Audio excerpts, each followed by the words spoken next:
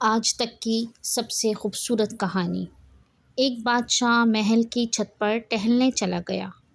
ٹہلتے ٹہلتے اس کی نظر محل کے گھر کی چھت پر پڑی، جس پر ایک بہت خوبصورت عورت کپڑے سکھا رہی تھی۔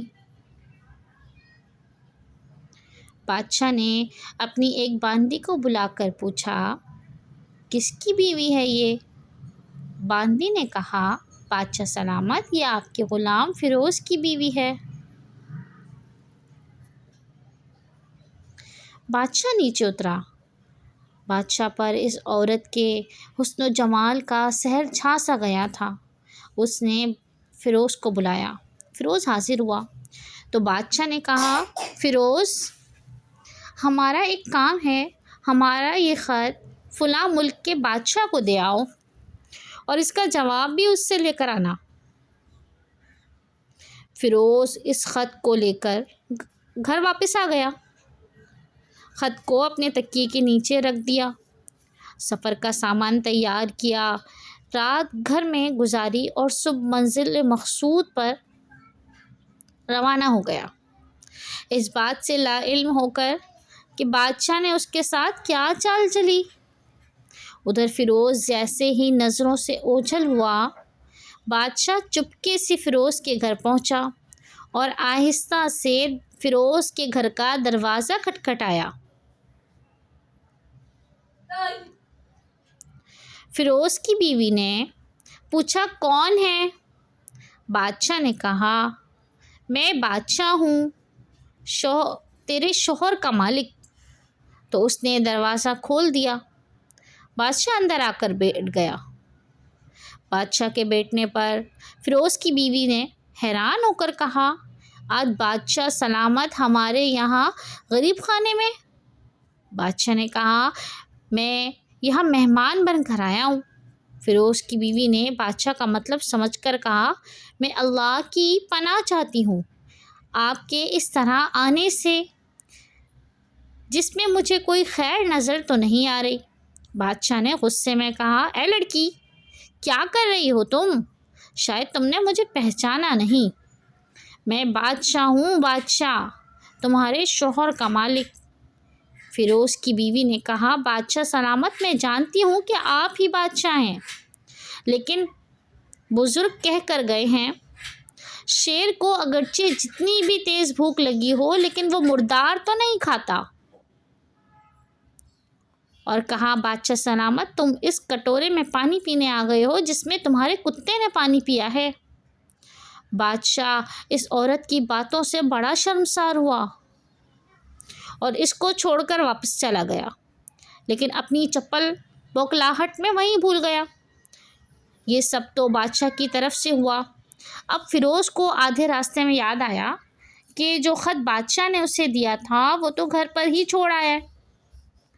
اس نے گھوڑے کو تیزی سے واپس موڑا اور اپنے گھر کی طرف سے لپکا۔ فیروز اپنے گھر پہنچا تو تکیے کے نیچے سے خط نکالتے وقت اس کی نظر پلنگ کے نیچے پڑے بادشاہ کی چپل پر پڑی، جو وہ جلدی میں بھول گیا تھا۔ فیروز کا سر چکرانے لگا۔ وہ سمجھ گیا کہ بادشاہ نے اس کو سفر پر صرف اور اس لیے بھیجا تاکہ وہ اپنا مطلب پورا کر سکے۔ فیروز کسی کو کچھ بتائے بغیر چپ چاپ گھر سے نکلا، خط لے کر چل پڑا اور کام ختم کرنے کے بعد بادشاہ کے پاس واپس آیا۔ بادشاہ نے انعام کے طور پر اسے 100 دینار دیے۔ فیروز دینار لے کر بازار گیا اور عورت کے استعمال کی قیمتی چیزیں، تحفے، تحائف وغیرہ خریدے۔ گھر پہنچ کر بیوی کو سلام کیا اور کہا، چلو تمہارے میکے چلتے ہیں۔ بیوی نے پوچھا، یہ کیا ہے؟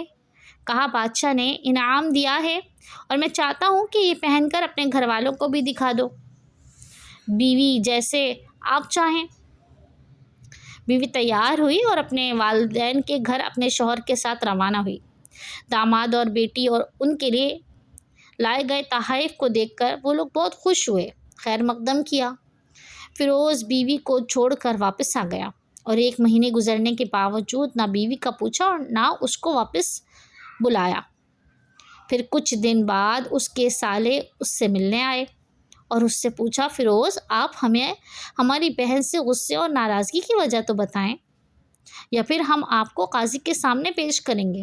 تو اس نے کہا اگر تم چاہو تو کر لو، لیکن میرے ذمے اس کا ایسا کوئی حق باقی نہیں جو میں نے ادا نہ کیا ہو۔ وہ لوگ اپنا کیس قاضی کے پاس لے گئے تو قاضی نے فیروز کو بلایا۔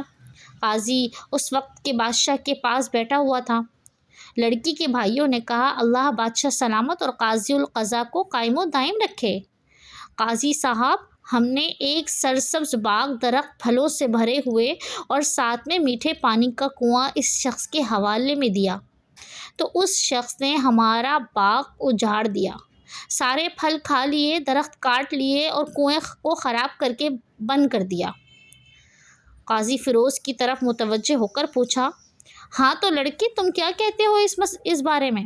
فیروز نے کہا قاضی صاحب جو باغ مجھے دیا گیا تھا وہ اس سے بہتر حالت میں نہیں، میں نے انہیں واپس کیا ہے۔ قاضی نے پوچھا کیا اس نے باغ تمہارے حوالے ویسی ہی حالت میں کیا ہے؟ انہوں نے کہا ہاں ویسے ہی حالت میں واپس کیا ہے، لیکن ہم اس سے باغ واپس کرنے کی وجہ پوچھنا چاہتے ہیں۔ قاضی ہاں فیروز تم کیا کہنا چاہتے ہو اس بارے میں؟ فیروز نے کہا قاضی صاحب میں باغ کسی بغض یا نفرت کی وجہ سے نہیں چھوڑا، بلکہ اس لیے چھوڑا کہ ایک دن میں باغ میں آیا تو اس میں نے شیر کے پنجوں کے نشان دیکھے تو مجھے خوف ہوا کہ شیر مجھے کھا جائے گا، اس لیے شیر کی اکرام کی وجہ سے میں نے باغ میں جانا بند کر دیا۔ بادشاہ جو ٹیک لگائے یہ سب کچھ سن رہا تھا اور اٹھ کر بیٹھ گیا، یعنی وہ معاملہ سمجھ گیا۔ فیروز اپنے باغ کی طرف امن اور مطمئن ہو کر جاؤ۔ بادشاہ نے فیروز سے کہا واللہ اس میں کوئی شک نہیں کہ شیر تمہارے باغ میں آیا تھا، لیکن وہ وہاں پر نہ تو کوئی اثر چھوڑ سکا اور نہ کوئی پتا توڑ سکا، نہ ہی کوئی پھل کھا سکا اور وہاں پر تھوڑی دیر رہا تو فیروز اپنے گھر لوٹ آیا اور اپنی بیوی کو بھی واپس لے لیا۔ نہ تو قاضی کو پتہ چلا اور نہ ہی کسی کو کہ ماجرا کیا تھا۔ کیا خوب بہتر ہے اپنے اہل و عیال کے راز چھپانا تاکہ لوگوں کو پتہ نہ چلے، اپنے گھروں کے بھید کی کسی پر ظاہر نہ کیا جائے۔ اللہ تبارک و تعالی سب کو اس طرح شرم و حیا کے ساتھ اپنے معاملات حل کرنے کی توفیق دے۔